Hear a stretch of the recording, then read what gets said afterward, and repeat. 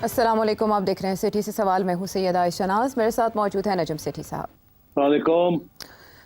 आज एजेंडे में सरफहरिस्त है वो ख़बर जिसने आलमी सतह पर एक रद्द-ए-अमल को दावत दी है। बरतानिया, ऑस्ट्रेलिया, चाइना, पाकिस्तान की जानिब से शदीद तहफ़्फ़ुज़ात का इजहार किया गया है उस इसराइली मनसूबे पर जो इसराइली सिक्योरिटी कैबिनेट ने अप्रूव कर दिया है, गाज़ा पर कब्ज़े का फ़ौजी मनसूबा। इस सिलसिले में जो इमेज हैं, सैटेलाइट इमेजेस, वो भी दिखा रहे हैं फ़ौजी नकलो हरकत के ग्राउंड ऑपरेशन किसी भी वक्त शुरू हो सकता है।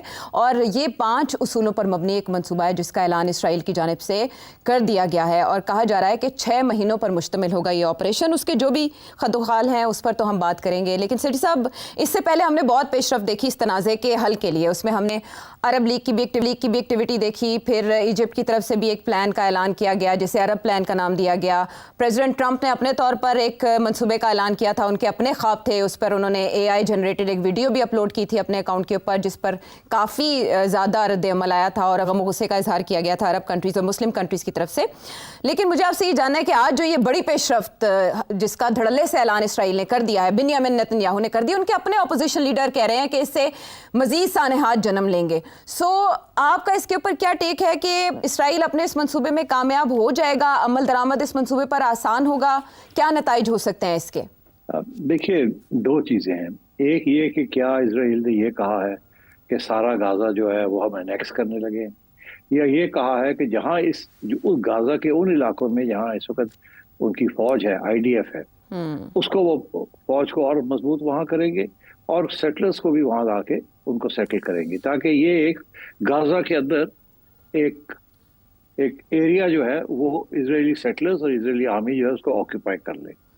मेरा ख्याल है ये एक, जिसे कहते हैं ना, प्रीकर्सर है, ये एक चाल है, ताकि कल जब निगोशिएट करना पड़ेगा 2 स्टेट सोल्यूशन, जिसके ऊपर बहुत से भी इश्यूज हैं, जो कि कंडीशन है बाकी मुस्लिम ममालिक की टू रिकग्नाइज इसराइल, तो उसमें फिर ये गिव एंड टेक ये बात बनेगी वहां। तो मेरा ख्याल है अपने ताश के पत्ते जो है उनको पक्का करने के लिए, नेगोशिएशन के लिए उन्होंने ये किया। मगर इसके अलावा इसकी एक बैकग्राउंड भी है। बैकग्राउंड ये है कि 1967 के जंग के बाद जो कि मिस्र के साथ हुई थी, और उस वक्त भी इसराइल ने गाजा के अंदर सेटलर्स को इजाज़त दे दी थी कि आके वो सेटल करें। बाद में प्राइम मिनिस्टर आए, उन्होंने सेटलर्स को वापस करवा दिया और कहा नहीं, ये गड़बड़ हो जाएगी इस चीज़ की। अब मगर ये फिर वही पॉलिसी अब इख्तियार की जा रही है कि सेटलर्स को अंदर डाल के उनको सेटल किया जाए। अच्छा, अब ये क्यों नेतन्याहू ने क्यों ये किया है? नेतन्याहू ने इसलिए भी किया है, ये सिर्फ ये नहीं कि अपनी नेगोशिएटिंग पोजीशन जो है उसको बेहतर करें, उसकी जो इस वक्त प्राइम मिनिस्टरशिप है ना, वो इस पर डिपेंड करती है। वो 2 बहुत राइट विंग पार्टीज, सेटलर्स की जो पार्टीज हैं, वो रिप्रेजेंट करते हैं कैबिनेट के अंदर। उनके बगैर ये प्राइम मिनिस्टर नहीं रह सकता। और उनकी तरफ से 2 किस्म के प्रेशर्स थे। एक ये था कि जंग करो और हॉस्टेज और नो हॉस्टेज, आप पै जाओ, उड़ा दो, मार दो, जेनोसाइड कर दो। और दूसरा ये कि फिर जमीन हमें लेके दो, हम वहां और भी सेटलर्स को करना चाहते हैं। तो एक किस्म की स्लो ऑक्यूपेशन जो उन्होंने बाकी जगह पे की है, यहाँ भी वो गाजा के अंदर भी वो करना चाह रहे थे। तो मेरा ख्याल है कि वहां क्योंकि नेतन्याहू की पोजीशन वैसे इंटरनेशनली बड़ी कमजोर होगी, तो उसे फिक्र था कि अब मैं इसराइल के अंदर अगर मैं कमजोर हो गया तो फिर मेरा क्या होगा, मेरी छुट्टी ना हो जाए। इसलिए उसने उनकी जो डिमांड थी, वो 2 right wing, ultra right wing, orthodox settler parties, उनका एक डिमांड था, वो कंसीड किया। अब मेरा ख्याल है पूरा नहीं कंसीड किया शुरू में। वो तो चाहते हैं सारे का सारा गाजा जो है नेक्स्ट कर लिया जाए।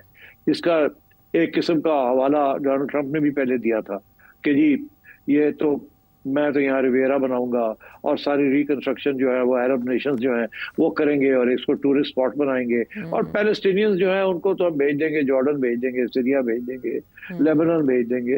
तो उनका क्या है, वो तो ऑलरेडी लार्ज पॉपुलेशन लेबनान में है, जॉर्डन में है, तो उनका क्या है, वो तो इससे ज्यादा पैलेस्टीनियंस जो है वो पैलेस्टाइन से बाहर है, तो ये भी वहां चले जाए और इसको हम बना देंगे एज अ रिवियरा और बेसिकली इजरायली आउटपोस्ट। तो मेरा ख्याल है कि वो तो बात चली नहीं, उसके तो बड़ा रिएक्शन आया था। मगर अब ये जो कदम उठाया है नेतन्याहू ने, दिस इज सर्वाइवल। एक तरफ सर्वाइवल है इंटरनली इसराइल के अंदर as a prime minister, because काफी उसके ऊपर कमजोरी, उसके ऊपर अटैक आ रही है। और दूसरा ये, क्योंकि आपने भी देखा अभी हाल ही में एक बहुत सीरियस डॉक्यूमेंट लिखा गया है जिसमें इसराइल के पिछले प्राइम मिनिस्टर्स और आर्मी चीफ्स, जी, मेजॉरिटी वालों ने ये लिखा है कि यार ये बंद करो जंग, और इसके साथ इसराइल का बहुत नुकसान हो रहा है, और आप जो हॉस्टेजेस के साथ नेगोशिएट करके उनको रिलीज करें, और आप ये बंद करें जो मार रहे हैं लोगों को, बच्चों को। तो ये तो बहुत बड़ा वहाँ एक रिएक्शन आ रहा है, मगर उसकी पार्लियामेंट के अंदर जो प्रॉब्लम है उसका वो है the two right wing parties, इसलिए वो कंसीड नहीं कर रहा।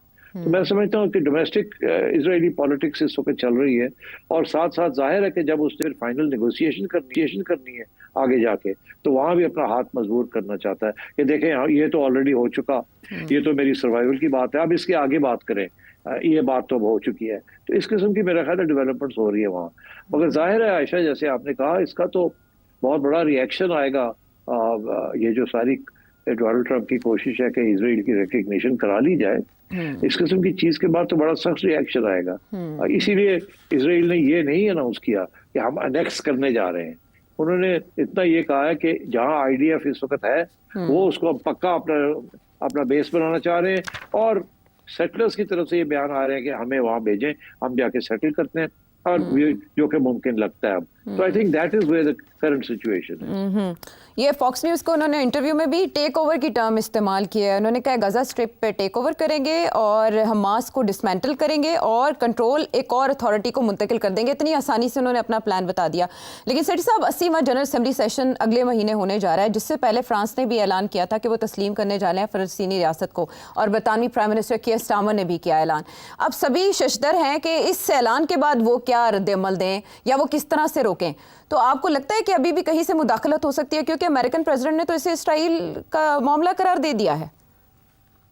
हाँ, सही है, और इसीलिए मेरा ख्याल है अब यूनाइटेड नेशंस में भी ठीक ठाक टेंशन होगी, क्योंकि ये मुल्क जो है I think they will go ahead, ये रिकग्नाइज कर लेंगे। और इसीलिए क्योंकि ये रिकग्नाइज करने जा रहे हैं और इसराइल अपनी जंग नहीं रोक रहा, इसलिए फिर इसराइल जो है काउंटर कर रहा है, और डोनाल्ड ट्रंप जो है is taking the side of Israel.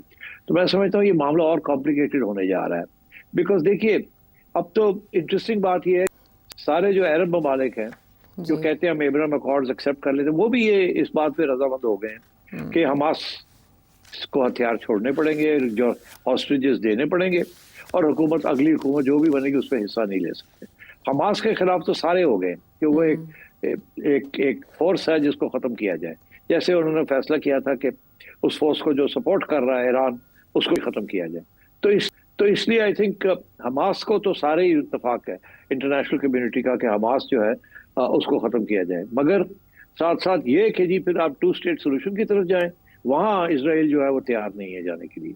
वो तो ये कहता है हम बनाएंगे, सारी एडमिनिस्ट्रेशन भी हमारे पास होगी, सिक्योरिटी भी हमारे पास होगी, तो ये नहीं होगा कि जनाब को ऑटोनॉमी मिल जाएगी 2 स्टेट की।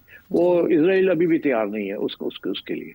और दूसरी तरफ हमने देखा कि एक कॉन्फ्रेंस हुई थी जिसमें अरब लीग भी एक स्टेक होल्डर के तौर पर शरीक हुई, उसको को चेयर किया था सऊदी अरेबिया एंड फ्रांस ने, जिसमें बाकायदा प्लान दिया गया था और पहली बार हमास के इकदाम की, अक्टूबर 7 के इकदाम की मजम्मत की गई थी, और यरगमाली और मकवियों की वापसी का मुतालबा भी उसमें किया गया था।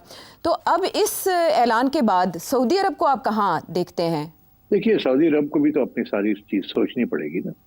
सऊदी अरब के साथ जो डील हुई थी वही डील हुई थी यूएई के साथ। यूएई तो उन्होंने तो रिकग्नाइज कर लिया, सऊदीज के लिए ज्यादा प्रॉब्लम है, बिकॉज वहाँ बड़ी जो सारी पुराना जो सारा सऊदी मौकफ रहा है वो तो बेसिकली बड़ा कंजर्वेटिव कंट्री है और एंटी इसराइल। तो सऊदीज के लिए प्रॉब्लम बनेगा, आपने सही निशानदेही की। पाकिस्तान के लिए प्रॉब्लम बनेगा, सऊदीज के लिए प्रॉब्लम बनेगा।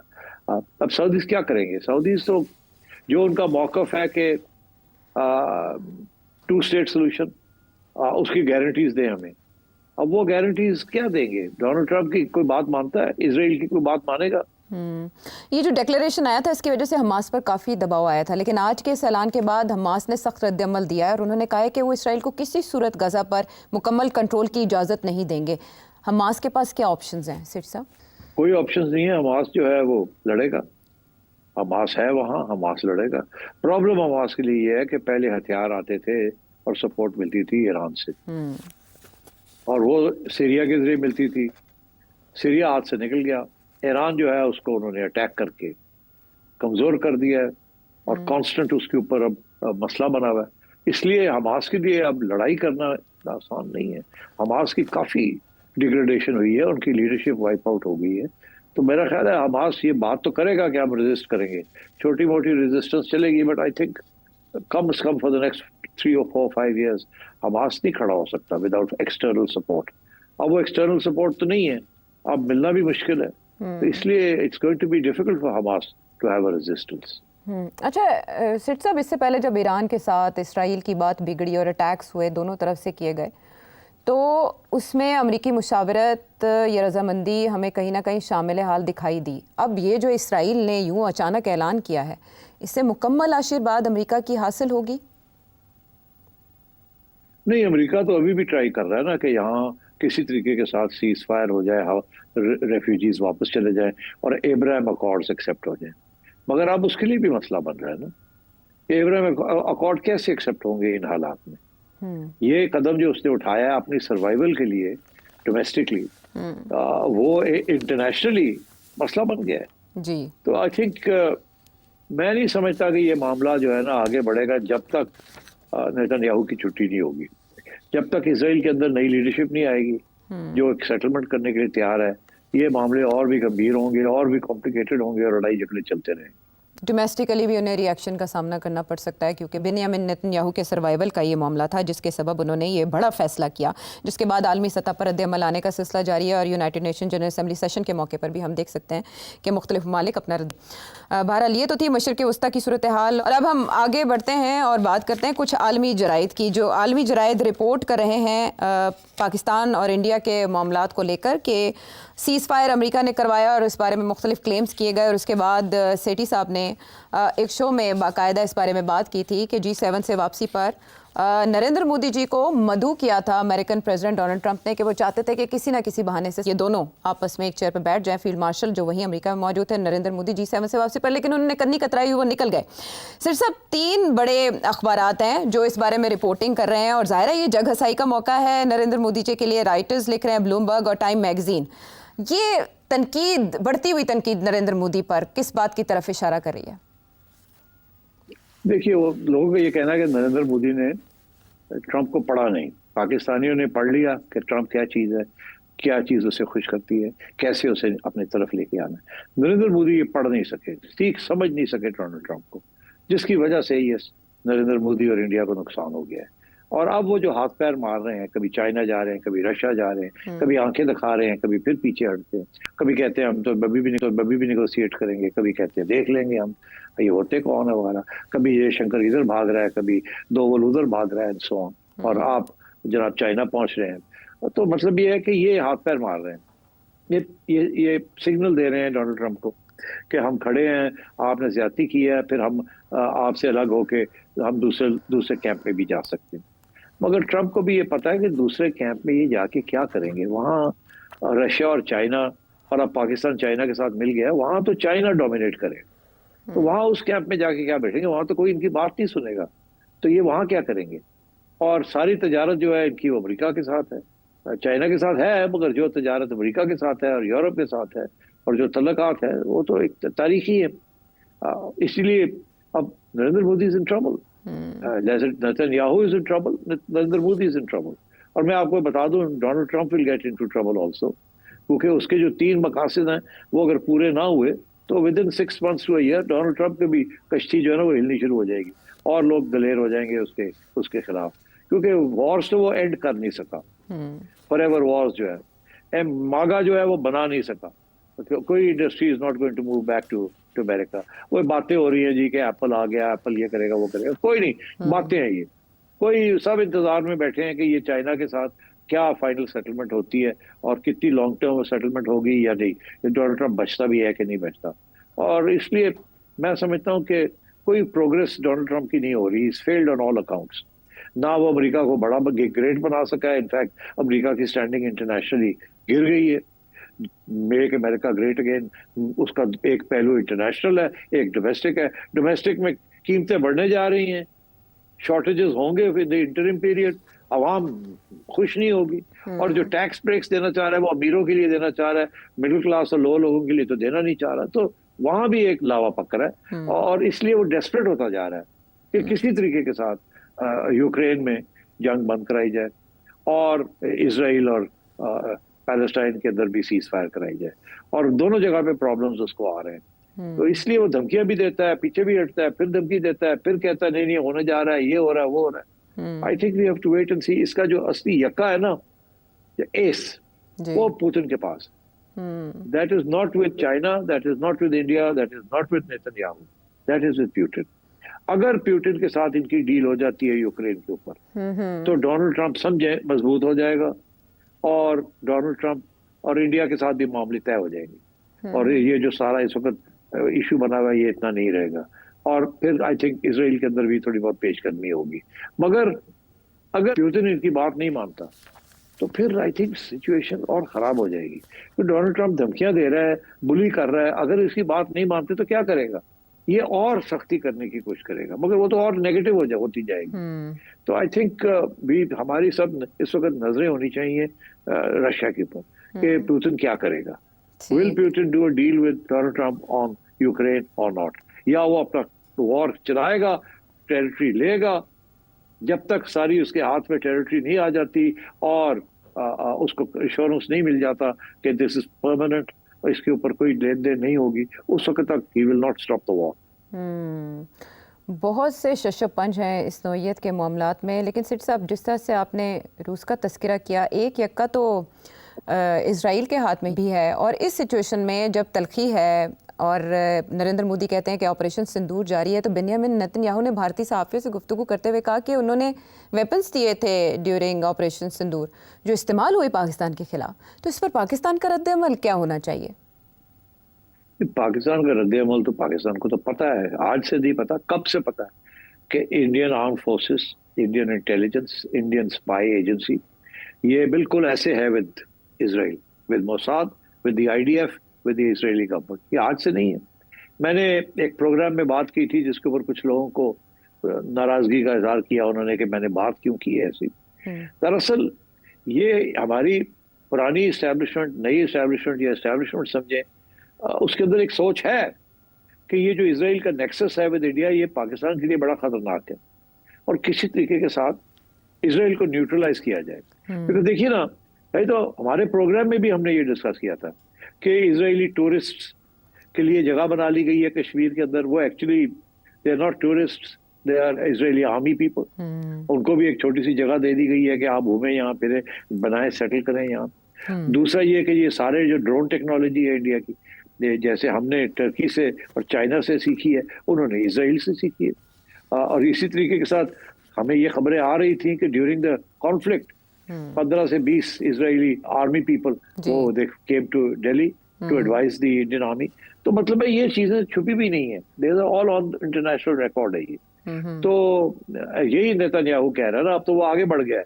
वो कहता है हम तो इंडिया की आर्मी को भी बताएंगे कैसे टैकल करना है पाकिस्तानियों को और एयरफोर्स को भी बताएंगे आपने क्या गलती की। और इससे बढ़ के वो कहता है मैं जाके नरेंद्र मोदी को बताऊंगा, ओए डोनाल्ड ट्रंप ने चाबी इंज देनी है, तो की करना मैं, तो उल्टी तरफ दे रहे हैं, ऐसा देनी है, देख किस्सा संभाल लिया उन्होंने। तो अब बात यह है कि अब पाकिस्तान के लिए दिस इज नॉट गुड। जितना इसराइल इंट्रेंच होता है in the Indian arm forces और इंडियन इंटेलिजेंस, उतना पाकिस्तान के लिए खतरा है। बिकॉज देखिए ना, इंडियन इंटेलिजेंस और इंडियन आर्म फोर्सेस की जो एक्सपर्टीज है वो तो आपने देख ही लिया कि किस लेवल पे हमने उनको काउंटर किया है। तो अब रह क्या गया पीछे?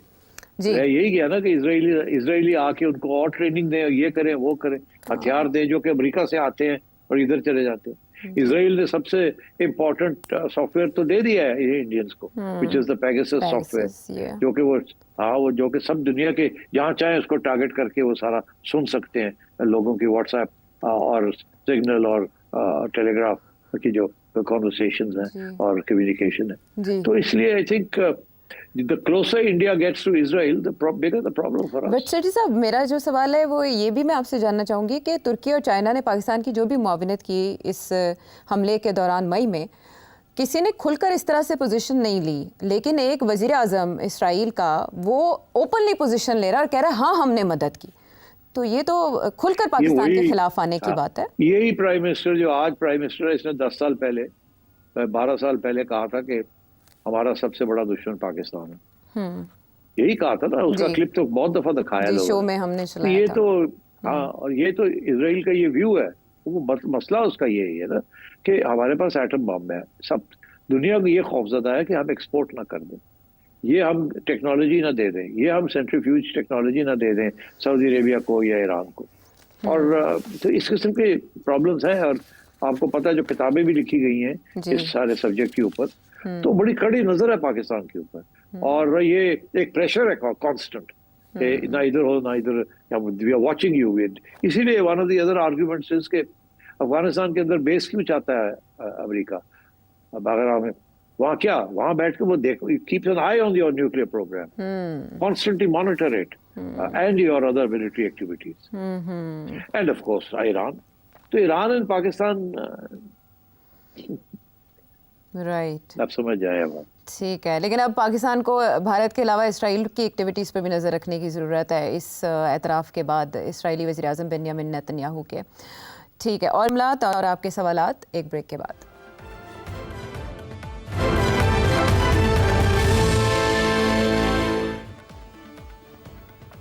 Welcome back to the show. अब आपके बहुत से सवालात, जिनमें सबसे पहले एक ऐसे व्यूअर जिन्होंने अपना नाम नहीं बताया लेकिन सवाल बड़े काम का है। मेरा आपसे बेनज़ीर इनकम सपोर्ट प्रोग्राम के ऊपर एक क्वेश्चन है। मेरी राय में इसके दो नुकसानात हैं। एक नुकसान तो ये है कि बहुत सारे लोग जो काम करने के काबिल हैं, उनको जब ये फ्री में सपोर्ट मिलती है तो वो काम करने नहीं चाहते। दूसरी ये है कि बहुत सारी सियासी पार्टियां जो है वो अपना वोट बैंक बढ़ाने के लिए इस प्रोग्राम को भी यूज करते हैं। आप जरा इसके ऊपर थोड़ा सा रोशनी डालिएगा कि क्या ये प्रोग्राम वाकई जो हमारी पब्लिक है उसके लिए कोई फायदेमंद है, या कि सिर्फ ये हमदर्दियां समेटने और खामखा जो हमारी पब्लिक है उसको बेकार करने के लिए इस्तेमाल होता है। जी मेहरबानी।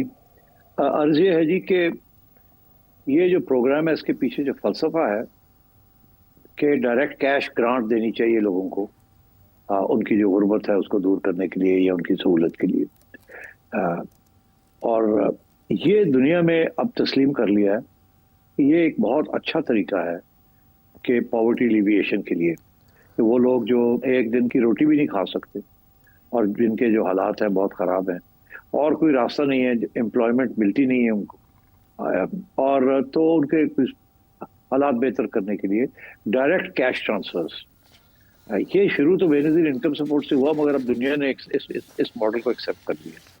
और मौक़िफ़ ये है कि इनफैक्ट ज़्यादा होना चाहिए, ज़्यादा पैसे देने चाहिए। हाँ, इसका आप समझे कि एक किस्म की इंश्योरेंस है, एक किस्म की जैसे नेशनल हेल्थ सर्विस है यूके में कि आपको हेल्थ फ्री मिलती है, तो एक किस्म का अगर आप हेल्थ फ्री ना हो तो आपको पैसे देने पड़े अपनी हेल्थ के लिए। तो पाकिस्तान के अंदर तो ये पॉसिबल नहीं है। वो हेल्थ कार्ड वार्ड बनाने की कोशिश की, वो नहीं चला, उससे बड़ी घपले हो गए। तो मगर ये एक ऐसी चीज़ है कि आपकी जेब में पैसे आ जाते हैं, फिर आप जैसे मर्जी खर्च करें। ये हमेशा इकोनॉमिक्स के अंदर यही पढ़ाया जाता है कि फ्रीडम ऑफ चॉइस, कि आपको फॉर एग्जांपल मैं आपको बताऊं, शादी हो रही है किसी की, तोहफा देना है तो पैसे दे देते हैं और कोई गुलदस्ता या कोई और कोई छोटे मोटे फिजिकल प्रेजेंस लेके क्यों नहीं जाते? ये इसलिए क्योंकि जब पैसे देते हैं तो जिसको पैसे मिलते हैं उसकी फिर आज़ाद होता है वो इसको मैं कैसे खर्च करूं। इसके साथ उसकी बेहतरी, उसकी जो आउटलुक है, वेलफेयर जिसे कहते हैं, वो बेहतर होता है। अगर आप उसको कुछ चीज़ दे देंगे, वो ना उसके काम की है ना उसको चाहिए, वो पड़ी रहती है, वो उसकी बेहतर ये है कि आप पैसे दे दें, कैश दे दें। तो ये इसीलिए ये आपने देखा वो लिफाफा शादी के ऊपर जो आता है लिफाफा, और आराम से लोग ले लेते हैं। This is the philosophy of the Benazir income support programme. ये नहीं है कि जी लोग काम नहीं करेंगे, यार उनको तो पहले ही मुलाजमत नहीं मिलती। पाकिस्तान के अंदर 40% से ज्यादा अनएम्प्लॉयमेंट है, लोग पॉवर्टी लाइन पे हैं, और अनएम्प्लॉयमेंट जो है वो 20-30% से ऊपर जा रही है। तो इसलिए ये इशू के जी वो फिर काम नहीं करेंगे, ये this is not, it doesn't work, ये गलत है, ऐसे नहीं होता। क्योंकि पैसे बहुत थोड़े मिल रहे हैं। एक दूसरा ये कि ये खवातीन के लिए हैं, ताकि वो फैमिली चला सके अपनी, ताकि घर के अंदर वो चूल्हे जल सके। और ये छोटा सा अमाउंट है। जो फलसफा है वो तो ये है कि और ज्यादा होना चाहिए ये सपोर्ट प्रोग्राम, क्योंकि और कोई तरीका नहीं है उनके लिए, स्पेशली वुमेन, क्योंकि वो काम घर में करती हैं और इसलिए उनको कोई थोड़ी बहुत स्पेंडिंग मनी मिल जाती है, जो कि शायद उनका बंदा जो है वो नहीं लेके ला रहा उसकी, और पूरे खर्चे पूरे नहीं हो रहे। और थोड़ी सी औरतों के मजबूत हो जाती है उनकी आउटलुक, ताकि 4 पैसे उनको मिल जाते हैं। सो आई थिंक आपका ये जो खौफ है कि या फिक्र है कि शायद ये मिसयूज हो रहा है, ये सही नहीं है। दूसरी बात ये है कि आपका ये कहना कि जी शायद वो सियासी तौर पे अपने सपोर्टर्स को देते हैं, एक्चुअली ये पूरे सर्वे करके और इसमें काफी साइंटिफिक बेसिस बनाया गया है बेनजीर इनकम सपोर्ट प्रोग्राम का, कि ये सियासी तौर पे इसको इस्तेमाल ना किया जाए। अक्रॉस द बोर्ड जहां जहां गुर्बत है, जिन जिन इलाकों में है, वहां टारगेट किया जाए। और जरूरी नहीं है कि वो किसी एक सियासी जमात का गाड़ा है या किसी और सियासी जमात का गाड़ा है। तो इसके ऊपर भी बड़ी रिसर्च हुई है और बड़ी कोशिश की गई है कि इसको न्यूट्रल रखा जाए, सियासी ना रखा जाए। तो इसलिए आई थिंक आपके दोनों ऑब्जेक्शन जो हैं वो फैक्चुअली स्पीकिंग वो सही नहीं है। फैक्चुअली ये है कि ये पॉलिटिकली जिस हद तक न्यूट्रल हो सकता है ये न्यूट्रल है, पहली बात। दिस इज नॉट बायस्ड इस एक पार्टी के हक में या दूसरी पार्टी के हक में। और दूसरा ये है कि ये बेहतर तरीका है जो गरीब लोग हैं उनकी थोड़ी मदद करने के लिए। ठीक, और अब स्वाद से जहां जेब, ये जो पाकिस्तान और अमेरिका का जो रिश्ते है ये किस हद तक महदूद हो सकते हैं? क्या ये इस तरह रिश्ते बन सकते हैं जो हाल ही में इंडिया और अमेरिका का जो रिश्ते थे, जो इंडिया को एक लाडले के तौर पर पेश करता था, जैसा इंडिया रशिया से भी तेल खरीदता था, ईरान से भी खरीदता था, तो उसको कुछ भी नहीं था, लेकिन अगर पाकिस्तान खरीदता तो उसके ऊपर सैंक्शन वगैरह का धमकियाँ मिलती थी। तो अब तो वो हालात नहीं है, लेकिन क्या जो अब अमेरिका और पाकिस्तान का जो दोस्ती बन गया, तो ये जो ईरान का सदर का जो दौरा है पाकिस्तान आने का, तो जिस तरह पाकिस्तान ने बयान दिया है ईरान की जो हरी प्रोग्राम है उसको सपोर्ट करने का और इजराइल के खिलाफ कुछ बातें करने का, तो क्या पाकिस्तान भी इस तरह लाडला बन सकता है या नहीं? ये कुछ बस वक्ती तौर दोस्ती है? जी, ये वक्ती तौर पे दोस्ती है। पाकिस्तान अमेरिका का लाडला नहीं बन सकता, क्योंकि लॉन्ग टर्म में पाकिस्तान के पास कुछ नहीं है जो अमेरिका को दे। अमेरिका के शॉर्ट टर्म इंटरेस्ट हैं। अमेरिका इस एरिया से चला गया है।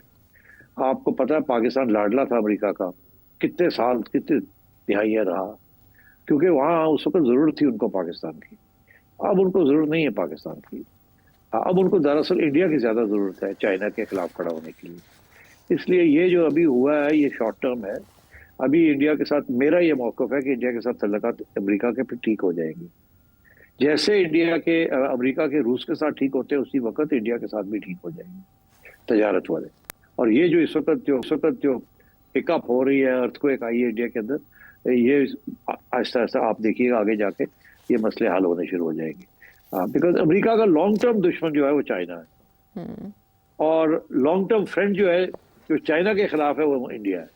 ये नरेंद्र मोदी का चाइना जाना, इससे कोई फर्क नहीं पड़ता कि जी वो उधर जा रहा है वो इधर जा रहा है। नो, लॉन्ग टर्म में China is the threat to America and the western world. और सब कुछ जो कुछ हो रहा है इस वक्त ये टेम्पररी है। लॉन्ग टर्म इंटरेस्ट जो है वो वही है कि चाइना के खिलाफ महाज बनाया जाए, और उस महाज के अंदर India is the only country इस रीजन के अंदर जो रोल अदा कर सकता है। अभी भी आपने देखा इंडिया ने बड़ी चालाकी की है अपना इशारा करने के लिए कि हम अब पुराने एजेंडे के ऊपर कायम है। अभी ये चले गए थे ऑस्ट्रेलिया के अंदर मिलिट्री ड्रिल्स करने, और ये ऑस्ट्रेलिया वहाँ उन्हीं का हिस्सा है क्वाड का। तो आजकल क्वाड जो थोड़ा नीचे हुआ है, ये वापस इसकी अहमियत बन सकती है और बनेगी। इंडिया बेसिकली अपने लेवरेजिंग थोड़ी ज्यादा कर रहा है कि ज्यादा इंडिया अमेरिका बुली ना करे, मगर इंडिया के इंटरेस्ट जो है वो अमेरिका के साथ ज्यादा है अब, और किसी मुल्क के साथ नहीं है। वो रशिया वाले इंटरेस्ट अब खत्म होते जा रहे हैं। रशिया तो अब third largest fourth largest power भी नहीं है। तो अब बेसिकली ये जो जंग हो रही है उसके अंदर इंडिया को साइड लेनी पड़ेगी, और न्यूट्रल रहना बड़ा मुश्किल हो जाएगा उसके लिए। ठीक है, ये है पॉसिबिलिटीज़ इंडिया और अमेरिका के ताल्लुकात में। और ये जो अभी आर्जी है तातुल, जो भी ब्रेक आया है, पाकिस्तान लाडला अमेरिका का नहीं बन सकता। वापस आते हैं हम एक ब्रेक के बाद।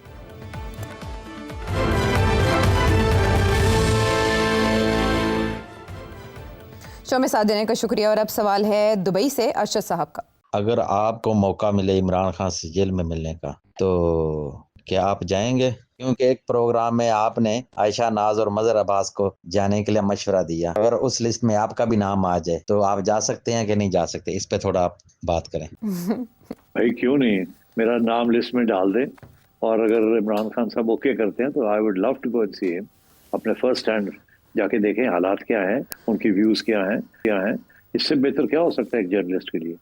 आई would love to do that. और मैं ऑनेस्टली आपको बताऊं, मजहर अब्बास साहब जेन्युइनली बहुत ज़बरदस्त जर्नलिस्ट हैं, इंडिपेंडेंट जर्नलिस्ट है। वो अपनी राय जो है वो किसी से इन्फ्लुएंस नहीं होंगे। अगर उनको मौका मिल गया वहाँ जाने का और देखने का तो he will give you a very good report, I am sure of it. लेकिन आपकी रजामंदी के बाद उम्मीद है कि कभी ना कभी आपका नाम आ जाएगा और हमारे बजाय आप ही विजिट कर रहे होंगे। I would love to go. हाँ, खूब गुजरेगी जो मिल बैठेंगे दीवाने दो के मुस्ताक। बड़ा अरसा हो गया आपकी मुलाकात हुई इमरान खान साहब से, इसी बहाने हो जाएगी, फिर जेल के ऊपर आपका तबसरा भी छपेगा। आपको एक बड़ी इंटरेस्टिंग बात बताऊं, जी कहानी जाके जी। उस पे एंड कर दें आप। जी। वो ये कि जब खान साहब इधर थे, जमान पार्क में थे, बिफोर ही वाज अरेस्टेड, तो मुझे फवाद चौधरी साहब का पैगाम आया कि आप मिलना चाहेंगे कि नहीं मिलना चाहेंगे इमरान खान को। अच्छा। ये आज मैं आपको बता रहा हूँ। हाँ। तो मैंने फवाद से कहा क्यों नहीं, मैं मिलना चाहूंगा। तो उन्होंने कहा अच्छा चलो मैं फिर इंतजाम करता हूँ। तो मैं देखता हूँ कि खान साहब, उसके बाद पैगाम आया कि खान साहब वांट्स, वो कहते हैं हाँ ठीक है मिल लें। अच्छा। मैं भी मिलना चाहूंगा। मगर हुआ ये कि पीटीआई के कुछ लोग हैं जो कि जिसे कहते हैं ना more loyal than the king, उन्होंने सूंघ ली ये बात और उन्होंने ट्वीट करने शुरू कर दिया कि सेठी बेग कर रहा है कि मैं इमरान खान को मिलूं और इमरान रजामंद नहीं है, तो सेठी जो है वो मिन्नतें कर रहा है। ओह। तो फिर मैंने कहा कि यार रहने दो, फिर अगर तुसी इस तरह करना है, मैंने कोई मिन्नत की तो आपकी तरफ से मुझे आई थी कि आप मिलना चाहेंगे कि नहीं, तो मैंने कहा हाँ। तो आप ये पीटीआई वाले फिर शुरू हो गए हैं, इनको जो मौका मिलता है वो किसी चीज को चलने नहीं देते और कोई ना कोई कंस्पिरेसी थ्योरी उसमें डाल देते। तो then I said to Fawad, ऐसा यार रहने दो, मैं ਅਸੀਂ गंदे ही चंगे, ऐसी दूर बैठे चंगे हैं। चले, माजी में फवाद चौधरी साहब थे, अब तो राजा साहब है, सलमान अकरम राजा साहब, वो तो करवा सकते हैं इंतजाम, नाम आपका। वो बेचारे खुद नहीं मुलाकात कर सकते तो मेरी कितने कराएंगे। चले, बहरहाल ये आइडिया कर देते हैं फ्लोट कि कभी ना कभी तो सेठी साहब की हो जाएगी मुलाकात। पाकिस्तान तहरीक इंसाफ के लिए ऐसे दिन कब आएंगे ये देखते हैं, वक्त पर मुनहसर है। आपके जहन में हो कोई और सवाल तो इस नंबर पर भेजे, जो अगले प्रोग्राम तक के लिए इजाज़त है।